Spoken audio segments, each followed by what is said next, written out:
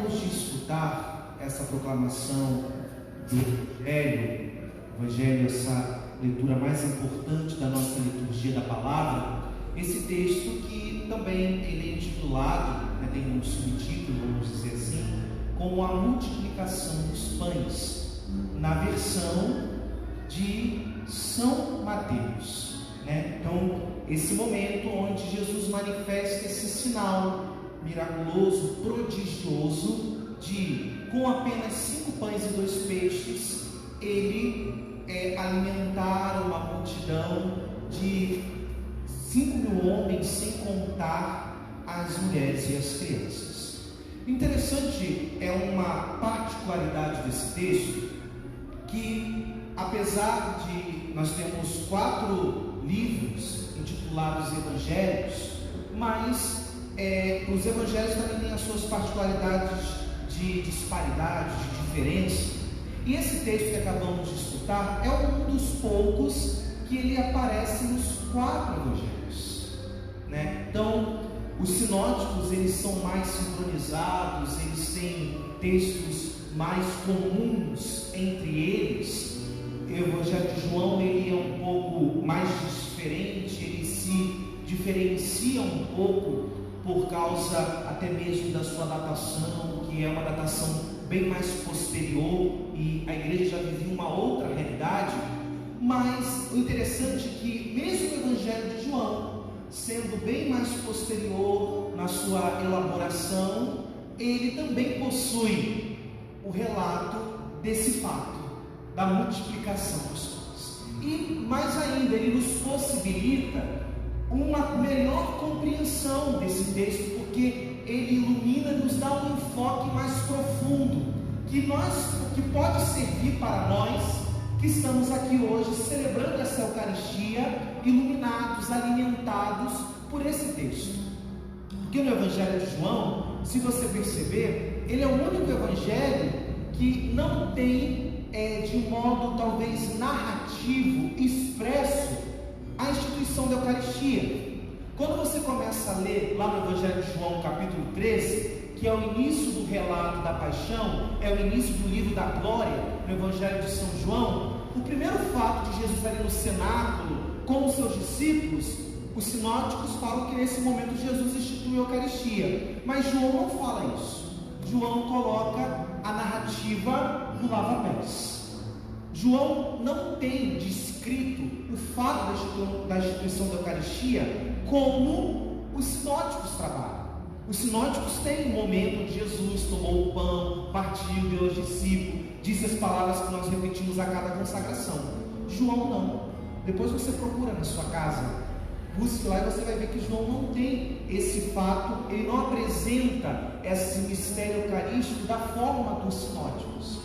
Mas quando você pega lá o capítulo 6 do Evangelho de São João, que Jesus manifesta, João descreve para nós isso que Mateus nos conta agora, que é a multiplicação dos pães.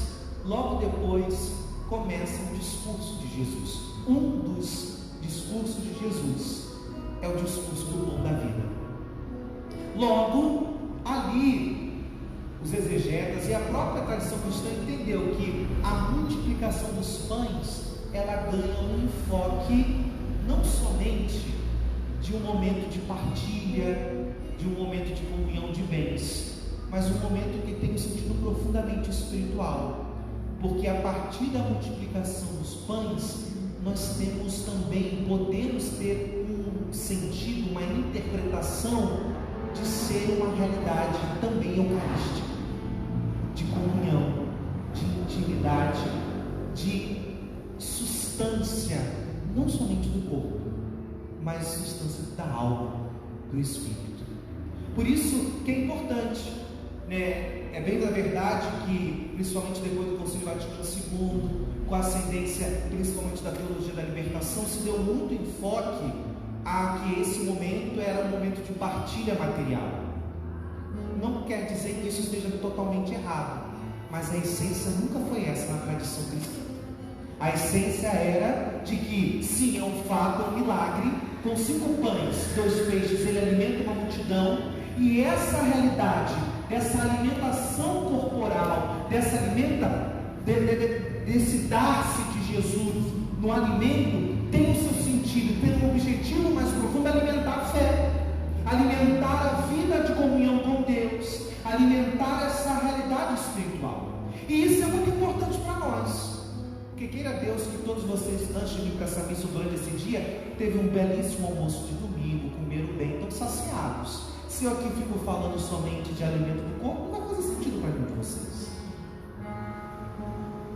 Mas aqui nós temos uma oportunidade dessa palavra ser atualizada na nossa vida, porque quando nós lemos a palavra de Deus aqui na liturgia, aqui eu não estou lendo um fato somente que aconteceu há 2000 anos atrás.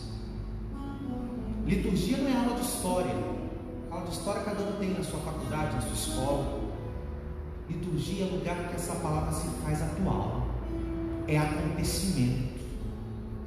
Do hebraico é dabar. Quando a palavra é proclamada na liturgia, ela acontece, e ela está acontecendo agora. E Jesus, que está no meio de nós, que se faz presente pelo mistério litúrgico, pelo mistério da palavra e da Eucaristia, Ele está realizando esse fato, Ele está fazendo essa graça acontecer. Ele está nos saciando, Ele está vindo ao encontro à nossa fome, à nossa sede. Por isso que nós escutamos essa palavra de Isaías, que diz: vinde vós que não tendes dinheiro, vinde que sem nenhuma paga, tomar e comer vinho e leite, vinde saciar-se, vinde ao encontro daquele que pode dar conta da nossa verdadeira fome e do nosso verdadeira sede. Ele que pode dar conta da falta, da carência, da realidade que tem um vazio dentro de nós. E aqui nós temos a grande oportunidade, primeiro, o nosso coração ser recordado, ou seja, trazer de volta ao nosso coração esse Deus disposto a dar conta, não aquilo que Deus não quer dar mais, Ele quer vir de conta aquilo que falta. Ele quer vir de encontro àquilo que é ausência, aquilo que é vazio no meio do seu coração. E mais ainda, que nada nesse mundo, nada e ninguém nesse mundo pode dar conta. Esse é o momento, essa liturgia, nesse primeiro momento é novamente redescobrir um Deus que Ele é capaz, um Deus que tem a graça e salvação, e que só Ele dá conta daquilo que falta em nós. Só Ele de fato sacia, que vem de encontro à realidade de necessidade, de saciação do meio do teu coração. Esse primeiro momento é novamente, vamos dizer assim, sermos constrangidos com isso, entendermos isso com gratidão, essa realidade. Não somente isso, tendo essa realidade de convencimento espiritual, desse convencimento interior, ter uma postura também de escolha, de atividade, dizer: de fato, Senhor, nessa noite de domingo, dia 2 de agosto de 2020, eu atualizo a minha escolha de colocar a minha esperança em que só Tu pode dar conta dos anseios mais íntimos do meu coração. Porque a palavra de Isaías diz o quê? Vós que está gastando, desperdiçando salário e não tem a satisfação completa. É a pergunta que fala: por que gastar dinheiro com outras coisas que não vão desperdiçar o salário, senão com a satisfação completa? O que Isaías está dizendo? Ele está falando de dinheiro, de Isaías, como ele está falando assim: por que você valoriza tantas coisas? Por que você coloca como prioridade tantas realidades da sua vida, e nenhuma delas dá conta daquilo que realmente você precisa? Por que muitas das vezes a gente investe tanto em algo que na verdade não dá conta daquilo que realmente a gente quer, ou que realmente vem de encontro à nossa realidade mais íntima? Eu costumo dizer, é claro que você pode encontrar outras realidades, mas eu gosto de organizar assim. A nossa vida, nós temos 3 tipos de realidades. Nós temos realidades contingentes, nós temos realidades fundamentais e temos realidades que são essenciais. E é sempre bom que isso esteja bem claro, que isso esteja latente, relevante na nossa vida. O que é uma realidade contingente? Por exemplo, talvez quando você estava lá na sua casa, com a sua tarde, comeu aquele prato de macarronada, tirou aquela siesta, hoje é domingo, né? Descansou um pouquinho. Aí depois você assim, vamos para a missa. Aí começou a preparar. Aí você foi no seu armário, no seu closet, e começou a escolher a roupa que você vinha para missa. Qual a roupa que eu vou para a casa do Senhor? Aí pegou a casa dos leitores, né? Um livro, passou ela, sua roupa. Mas não vem da verdade que você não poderia escolher outra roupa? Ia cumprir a mesma função. Você poderia vir com outra roupa, você podia vir com outra forma. Ou seja, a escolha da sua roupa, da sua peça de roupa para você vir à missa, é uma realidade contingente. Foi essa. Poderia ser outra e não teria problema algum. Durante o nosso dia nós temos várias escolhas assim, várias formas, isso se manifesta. O que é uma realidade fundamental? É aquela que de uma certa forma tem um grau de importância, de uma importância singular. Quer ver um exemplo? O nosso trabalho, por exemplo. Ele é fundamental, porque através dele eu consigo sustento da minha família, eu dou de comer aos meus filhos, enfim, eu pago as minhas contas. É o nosso trabalho, todos nós precisamos, né, de fato, de um trabalho. O trabalho, ele tem uma característica de fundamental. Mas se eu perco o trabalho, eu dou um jeito, né? Eu me reinvento, vou sofrer um pouco, vou ficar um pouco preocupado, angustiado, né? Mas eu vou seguir. Outra coisa fundamental, num outro nível, são os nossos relacionamentos, né? Nossos relacionamentos mais próximos, de apoio. Eu posso perder uma pessoa muito próxima a mim, eu vou ficar em luto, vai doer, eu vou sofrer um tempo, mas um momento que vai passar, eu vou seguir. É fundamental, mas a minha vida não vai acabar. Essa é a característica do fundamental. Agora o essencial, sem nada só, é essencial. A gente pode olhar coisas essenciais, por exemplo, sem oxigênio você não vive. Biologicamente, ar, líquido e comida são essenciais. Mas a gente não é só um bolo de carne, né, gente? Você não é um bolo de carne que anda. O ser humano é uma junção de alma e corpo. Tem coisas essenciais para o corpo e tem coisas essenciais para a alma.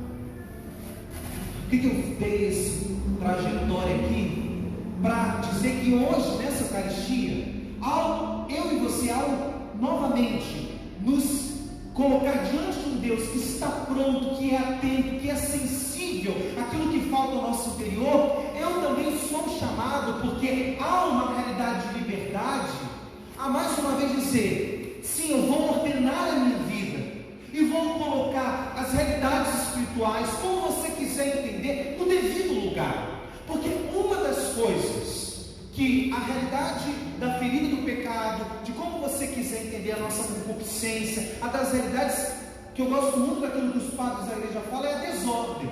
O que é a desordem? É que muitas das vezes, isso é aquilo que eu falei, sabe, sou organizadinho, que eu falei, a gente troca as bolas. A gente reveste de coisa essencial aquilo que é contingente. A gente reveste de essencial aquilo que é fundamental. Quantas vezes eu e você estudamos, ou até nós percebemos em nós mesmos, que eu acho que é muito mais válido, que a gente coloca as coisas no lugar das pessoas. Quantas vezes a gente coloca as pessoas no lugar de Deus? É disso que a palavra de Deus fala hoje. Quem você tem colocado esperança na saciação do seu coração? E Deus, Ele não vem só apontar e dizer, ó,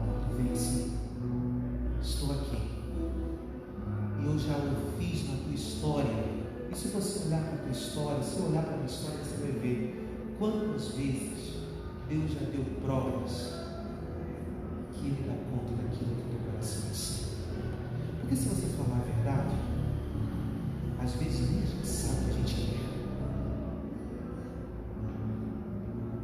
Se você olhar para você com um pouquinho, você vai falar, o que eu quero, hein? Esse é o primeiro momento, querido. Eu faço um convite para você nessa noite, de você, mais uma vez, se deixar visitar por Deus e mais ainda, se deixar mesmo envolver por Ele, porque essa é a dinâmica, essa é uma cura de amor, é uma cura de interior, é uma cura de alma, é uma cura de forjar. Se você escutou a liturgia de sexta-feira, leitura do profeta Jeremias, capítulo 31, ele dizia: o barro que move nas mãos do oleiro. É esse momento mesmo de você deixar Deus te moldar, ordenando, dando ordem, ordenando da forma que Ele quer. Essa é a graça. E que bom que a gente escuta essa segunda leitura hoje, que essa graça de um Deus que se coloca disposto a saciar, nada e ninguém pode nos separar disso. Essa é a segunda leitura desse Deus que está disposto a vir de encontro aos nossos vazios, só o nosso próprio fechamento, mas nada, nenhuma angústia, nada da realidade pode nos separar. E essa é uma realidade de extrema importância, porque é isso que o Senhor quer fazer nessa comunhão hoje. É isso que o Senhor quer que todos nós estamos nessa igreja, nós vamos comungar eucaristicamente ou sacramentalmente ou espiritualmente. E a comunhão é isso. Essa Eucaristia, cada Eucaristia é Deus que vem saciar o nosso coração. Mas aí, já indo para o segundo ponto da nossa reflexão, eu faço a pergunta para você: por que você e eu comungamos? Aí você pode dizer: você acabou de dizer aí, para Deus tamponar as carências, complementar, planificar. Aí eu renovei: por que Deus faz isso? Por que Deus, Ele vem preencher, Ele vem dar plenitude, Ele vem completar aquilo que falta no nosso coração? Sabe por que é bom a gente pensar nisso? Porque às vezes a gente acha que quando a gente tem uma experiência com Deus, ou entramos em comunhão com Deus, que aquilo que Deus orienta, aquilo que Deus faz conosco, nesse encontro, nessa vida com Ele, é para ter ponto final na gente. Mas se a gente olha para a liturgia, é Deus renovando essa decisão de vir ao nosso encontro, de saciar, de planificar. Mas aquilo que Deus faz na minha e na sua vida, não é para parar em nós. Na verdade, o nosso encontro pessoal com Deus, ele tem na verdade, aqueles 3 pontinhos de continuação, porque Deus nos planifica para nos fazer arautos de planificação. Deus, Ele realiza em nós para que a obra dele continua e se desenvolva através de nós.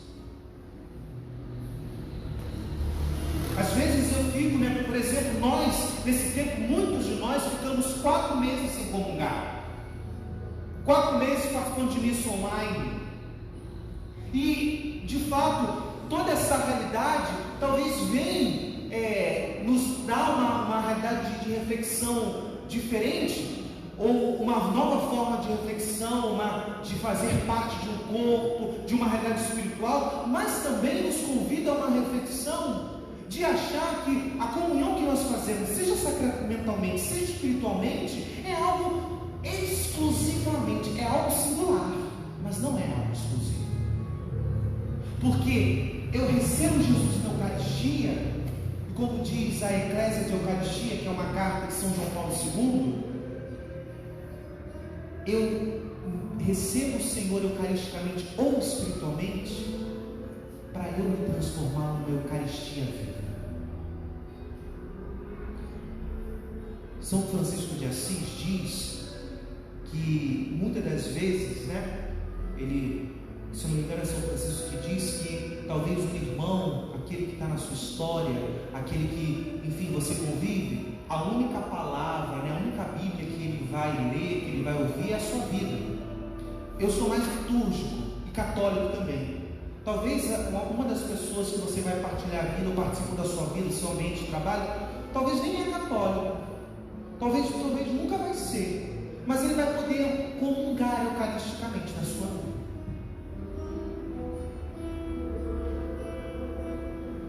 E por isso que a gente, ao tamponar, ao ter essa realidade profunda com Deus, o grande objetivo das nossas comunhões é deixar Ele viver em nós. Por isso que nós vemos esse Evangelho. Se você pegar esse Evangelho, Jesus ele multiplica os 5 pães e os 2 peixes, mas não é Ele que alimenta o povo. Ele dá para os discípulos passam para o povo. O que Jesus diz? Dai vós mesmos de comer. Em síntese, o que eu estou dizendo aqui nessa reflexão? Hoje, você saiu da sua casa e veio aqui mais uma vez para Deus te convencer o quanto você é amado. E é amado porque o amor te ama por primeiro, nos ama por primeiro, como diz o Evangelho, a primeira carta de São João. Deus quer convencer que Ele é o amor que tanto o nosso coração procura. Ele é o amor que tanto o nosso ser anseia. Nós somos amados, mas não se esqueça que no inferno está cheio de amado de Deus. Ou você acha que quem está no inferno não é amado? Deus não volta atrás daquilo que Ele decidiu, querido. Qual é a diferença daqueles que estão no inferno e daqueles que estão no céu? Porque quem está no céu e quem está no inferno são amados de Deus. Mas qual o diferencial daqueles que estão no céu?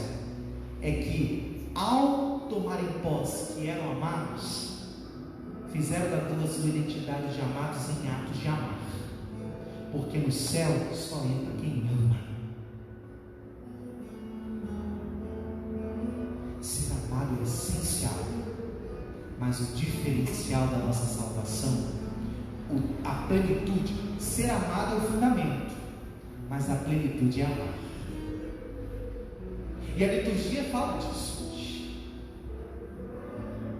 E queridos, eu costumo dizer que nós, na nossa vida, quando a gente fala de cura é um assunto que, a gente fala assim, noite de cura e libertação. Bom, todo mundo quer cura.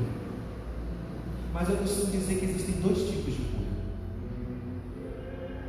A cura é na nossa identidade de ser amado. A cura que é profunda, que muitas das vezes é Deus que vem reconstruindo a nossa história, vem desde a nossa concepção, e Ele vem tamponando as faltas, seja nas nossas relações parentais, seja nas nossas realidades. A cura que feriu a nossa identidade de amados. Esse é o tipo de cura. Mas existe um segundo tipo de cura, que é a cura no amar. E a cura no amar só acontece quando a gente levanta o popozão do banco, arregaça as mangas e sai de nós mesmos. Porque tem gente que só acha que vai começar a perdoar, só vai começar a sair de si quando Deus curar a alma. Não, Deus cura no caminho, Deus cura no serviço. São 2 tipos de cura. Se você ainda não entendeu isso, comece a entender. Existe uma cura de identidade, mas existe uma cura no movimento, uma cura na ação, uma cura em abrir a mão, uma cura na saída de si, uma cura em colocar a nossa miséria, nossos 2 pães, nossos 5 pães e 2 peixinhos na mão de Deus e ir ao encontro. Deus nos cura no serviço, Deus nos cura na saída de nós, Deus nos cura na nossa necessidade de perdão. E quando a gente ficar de passar, me dá a graça de curar. Vai amar, vai servir, vai olhar o pobre, vai dar um ouvido à escuta, vai sair de si, ali a cura acontece. A palavra de Deus diz isso hoje. Peçamos essa graça ao Senhor. Porque se vocês perceberam no Evangelho, Jesus não estava num bom dia não, tá, gente? É porque a gente está sem boletim, né? Mas quem percebeu que Jesus não estava num bom dia, levanta o braço ao ouvir. 1, 2, 3, viu? Às vezes a gente não escuta muito bem, né? Mas o primeiro versículo do Evangelho diz que ele, ao saber da morte de João Batista, Jesus saiu para um lugar afastado, deserto. Por quê? Ele queria viver o luto dele. Ele tinha direito. Quem já perdeu um ente querido sabe. O luto a gente quer ficar na gente, né? Quem está com o nosso casulo. E quando ele chega num lugar deserto, está uma multidão esperando ele. Ele podia muito bem, ele tinha direito, tá, gente? Chega a gente, hoje não vou atender ninguém, eu estou precisando ficar um pouco comigo. Mas Jesus olhou a multidão e falou assim: de compaixão, curou todos os enfermos.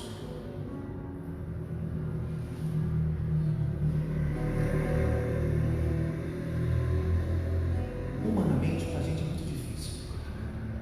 Mas quando a gente coloca os nossos 5 pães e 2 peixinhos na mão de Deus, quando a gente está nesse processo de aperfeiçoamento de ser amado, a gente continua, temos a graça de continuar exercendo a nossa vocação de amar, mesmo nos desertos. Isso é graça, né? Lembra que eu falei que aquele momento que Deus vem de encontro às nossas sedes, nada pode separar? Também, quando a gente disponibiliza a exercer o amar, unido ao Senhor, nada pode impedir. Isso vale para as duas mãos. Por isso que você vê santos aí, que mesmo em meio a todas as contrariedades, ainda continuaram a servir. Eu não sei se eu gosto muito de livros, eu posso indicar hoje. Tem um livro do cardeal Vantuan, que é servo de Deus. Ele morreu no ano de 2002. Quem conhece um pouco de história sabe que ali, no final da década de 60 até o final da década de 80, nós vivemos o período da cortina de ferro, da Guerra Fria, onde a União Soviética dominou grande parte do leste europeu, inclusive um pouco da Ásia também, o Vietnã. O cardeal Vantuan era o arcebispo da capital do Vietnã, e ele foi preso. Ele passou 12 anos preso. Ele tem um livrinho que ele conta a experiência dele no cárcere. Sabe qual é o nome do livrinho? 5 pães e 2 peixinhos. E ele conta naquele livro que por muito tempo ele celebrava a missa com um bocado de pão e 2 gotinhas de vinho na palma da mão. Com as palavras que ele lembrava da Eucaristia, meditava a palavra, escrevia trechos do Evangelho. Isso foi crescendo, ele fez amizade com os guardas, inclusive depois ele batizou um dos guardas. No final das contas, o livro ele tem 2 livros. Esse que ele conta a experiência do cárcere, e o outro é o Limiar da Esperança, que ele pregou um retiro para São João Paulo II, para a Cúria Romana. Os 2 livros são maravilhosos.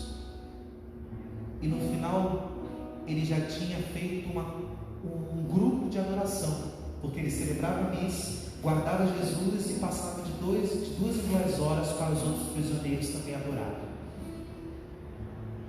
Mostrando que, quando a gente está unido ao Senhor, mesmo as contrariedades se tornam uma oportunidade de o céu acontecer.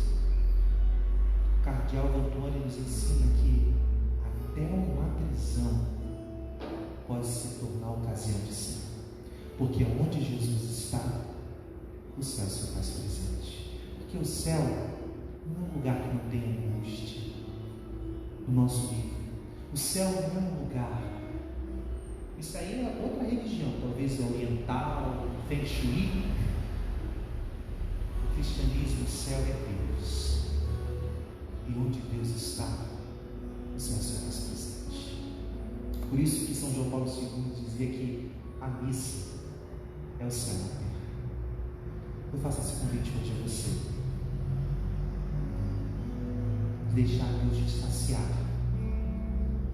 E eu e você nos convencermos que permanecemos saciados quando fazemos da nossa vida canal de saciação para outros. Eu termino sinalizando que o milagre da multiplicação dos pães, ele começa assim no Evangelho de Mateus, que nós lemos hoje. Ao entardecer. Entardecer é uma das partes dos dias mais lindas, né? Mas na Sagrada Escritura ela quer dizer outra coisa. Porque naquela época, a noite era improdutiva. Hoje a gente estuda, trabalha, faz tudo à noite, até faxina, né? A gente gosta de fazer faxina à noite. Na época de Jesus, ao entardecer, quer dizer o quê? Já não tem mais nada para fazer. Não tem o que fazer mais. Chegou a noite. Despede a multidão, porque é um limite. À noite não se dá para fazer nada. Quantas vezes, né, minha gente? Eu atendo muita gente, sabe? E uma das coisas que eu mais ouço no meu atendimento, sabe qual é? Padre, eu não sei mais o que fazer. Eu não sei mais o que fazer comigo. Eu não sei mais o que fazer com o meu casamento. Eu não sei mais o que fazer com a minha família. Que bom. Como que bom? Que bom que a gente chega no limite. Porque o não saber é a porta de entrada. O saber de Deus, para a graça de Deus começar a operar. Talvez você chegou aqui nessa missa hoje no seu entardecer, já no início da noite. Mas o pregônio pascal também tem um salmo que diz que nem a noite é tão escura para o Senhor. Que nessa certeza possamos permitir que Deus possa brilhar em nossas noites. E que o que você tem, coloca nas mãos de Deus. O que você trouxe hoje para essa missa? Sua impotência? Sua miséria? Seu pecado? Esses seus 5 pães e 2 peixes? Coloca na mão do Senhor e deixa que Ele faz o resto. Mas ao Ele fazer, não só recebe não. Queira multiplicar isso. Queira você ser um sinal de que nenhuma noite é tão escura para o Senhor. Feche um pouco seus olhos.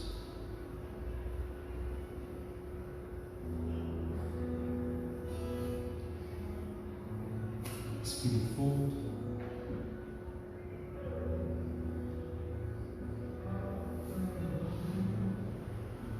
Nós te pedimos, Senhor, nesse encontro com a palavra, que Ele possa, Senhor, renovar o nosso coração, renovar a nossa esperança, saciar a nossa vida, forjar o nosso coração na Tua presença, curar as nossas feridas, fazer obra nova.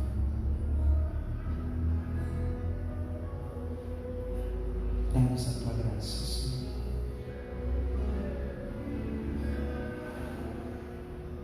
Dá-nos a Tua misericórdia.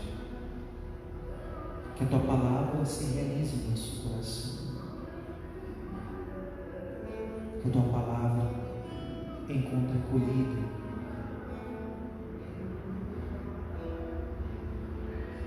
Que a Tua palavra possa ser bálsamo de vida para nós nessa noite. Se vocês souberem essa canção, peço que o ministério me acompanhe.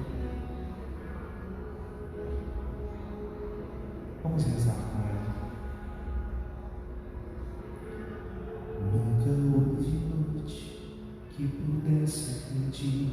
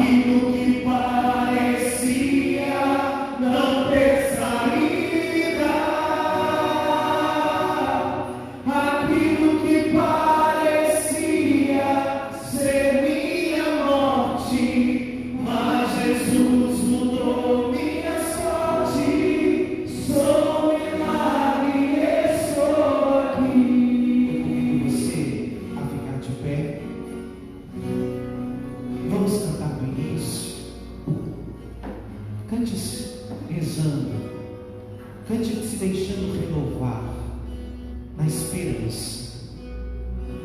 Senhor Jesus, renova o nosso coração na esperança nessa noite. Devolve ao nosso coração a alegria que se perdeu. Não alegria porque tudo vai bem, alegria porque sabemos que nada pode nos separar do teu amor.